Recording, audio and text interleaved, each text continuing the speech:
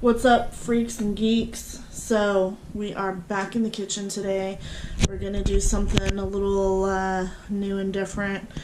For me, being in the kitchen is kind of new and different. But we're gonna do something kind of special. So if you're a nerd, you know what Pi Day is, right? March 14th, because it symbolizes 3.14, you know, which is pi.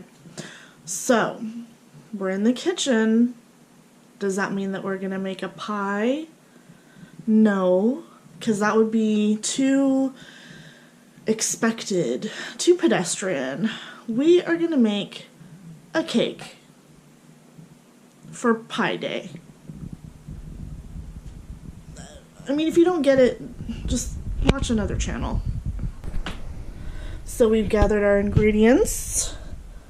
And you will see some name brands. Just be aware that this video is not sponsored. So, let's get to getting. Alright, we've got our ingredients measured out and ready to assemble. And in case you couldn't tell by looking at the ingredients, we are making a pineapple upside down cake. But not just any pineapple upside down cake, because remember, this is for Pi Day. So, we are making it in a pie cake pan. Yes. So the first step, it says to melt a 1/4 cup of butter in the oven. I melted mine in a bowl, because it seems silly to do it in the oven. I am, however, going to hit this with some nonstick spray, and I'm going to get it all over the stovetop. It's alright, the stovetop is washable. So we put our butter down. Oh, glorious butter. There's the recipe. I'll post the website where I found it. BT Dubs, I found it on a Betty Crocker website. So we are using Betty Crocker cake mix. However, there are probably other recipes for pineapple upside down cakes. This is just the one I'm using. Alright, now we're going to get our 1 cup of brown sugar, which has been packed. If you don't know what that means, it means you're going to squish it down into that measuring cup. You're not going to leave it loose. You're going to press down on it. And that's why this has kind of held the shape of the measuring cup. So, we're going to sprinkle this all over our butter. We're going to sprinkle the brown sugar all over the butter, and we're going to make a mess because that's part of cooking and baking. That's part of the fun.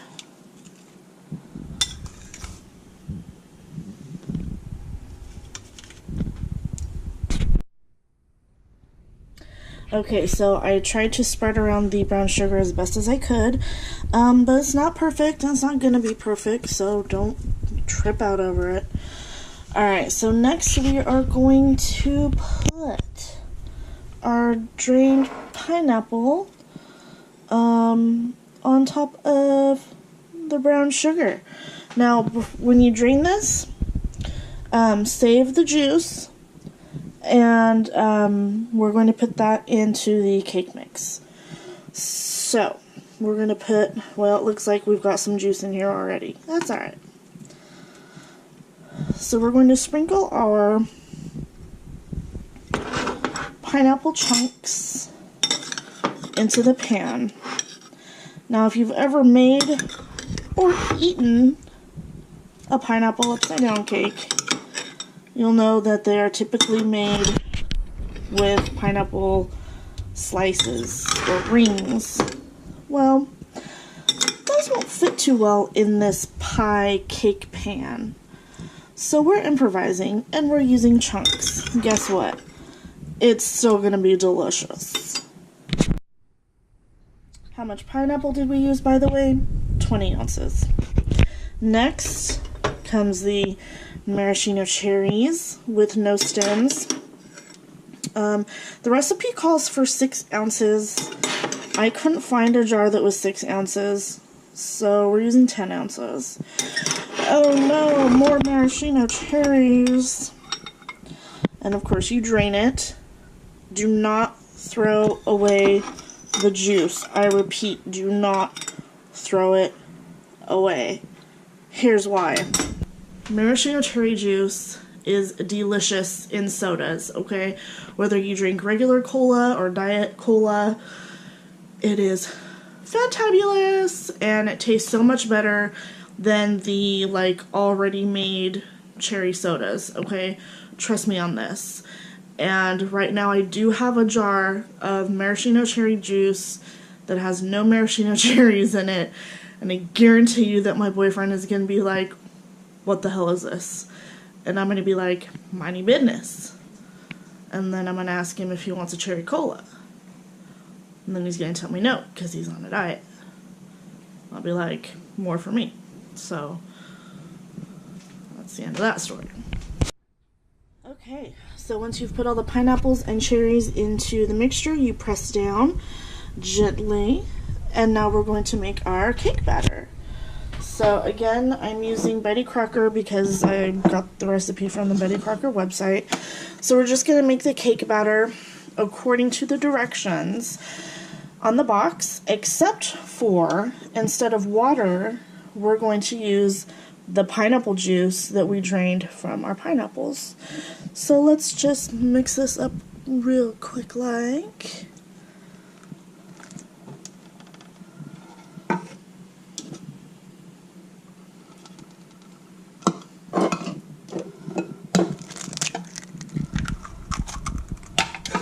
How many of y'all can crack open an egg with one hand and not get shells into the batter? Usually I'm pretty good at cracking it, but I always get shells in there. It looks like this time I did not get shells in there. Alright, so we're gonna mix, mix, mix. Mix, mix, mix.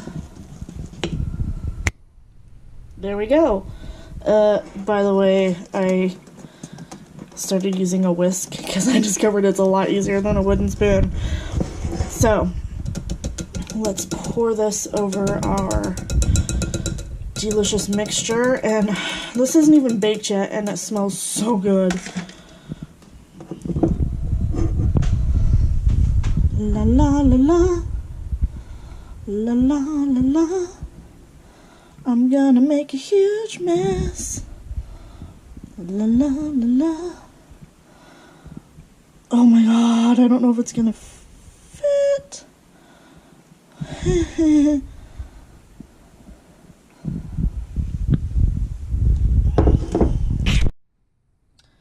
Okay, here's the deal. Our cake pan is overflowing, and I haven't even put all the batter in yet.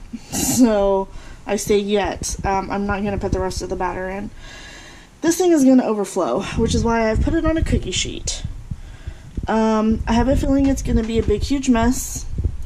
Like I said, that's part of the fun of baking and cooking and being in the kitchen is making a mess, right? We're gonna put this in the oven. Our recipe says bake 42 to 48 minutes or 44 to 53 minutes for a dark or nonstick pan. However, our cake mix says 28 to 33 minutes. So I think I'm going to check this at about 28 minutes. Because I don't want it to be burnt, and I know it's going to make a huge mess, and it's probably going to be a big disaster and big and messy. And you know what? I really don't care as long as it tastes good. So, we'll see you back here as soon as the cake is done. And yes, this part will take forever. Alright, we've got about 10 minutes left on the timer. and it's already pretty brown. So I'm going to cover this with some foil so that it won't get super brown. And we haven't made too much of a mess. Look. Alright. We're going to cover it up. Hopefully it won't get like really brown. And we will check it again in 10 minutes. Okay, so it's been about 35 minutes or so. Let's check the damage. It's brown. It is brown. We have some leakage. Let's go ahead and get this sucker onto a plate. So what you're supposed to do is run a knife along the edges. You know what you're also supposed to do? Is make sure it's done in the middle. I'm pretty sure it's done. Yeah, it's clean. There's no doiness. We're good. So we're just gonna run that knife along the edges. And then we're going to flip it onto a plate.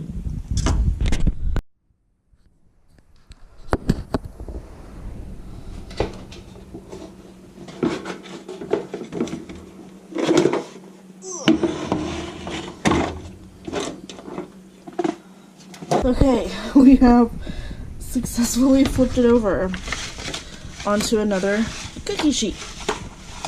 And it says to leave it like this for 5 minutes so that all the juices can like run down out of the pan. That is filthy. It's really gross. I'm glad I put a cake sheet or pie sheet or cookie sheet or whatever, some kind of baking sheet underneath it, because yeah, that's dirty. So we're gonna let that sit for 5 minutes. In the meantime, if you'll direct your attention this way, so what I did with the leftover batter was I mixed in some blueberries and made some little cupcakes. So we're gonna stick these in the oven, and we're gonna have cupcakes and pineapple upside down cake. It's just a wacky, crazy day. Okay, it's been 5 minutes. Let's remove the pan. Let's get something to protect our hands, shall we? Since it's still friggin' hot. Woo! There we go. Oh, and it's steaming. That's pretty. That is pretty. Now here's the hard part. We gotta let this sucker cool 30 minutes before we can eat it. So I'm gonna put a glass in the freezer so that I can have a frosty glass of milk with my cake. And we'll see you back here in half an hour. Okay, longest half hour ever. Let's try it.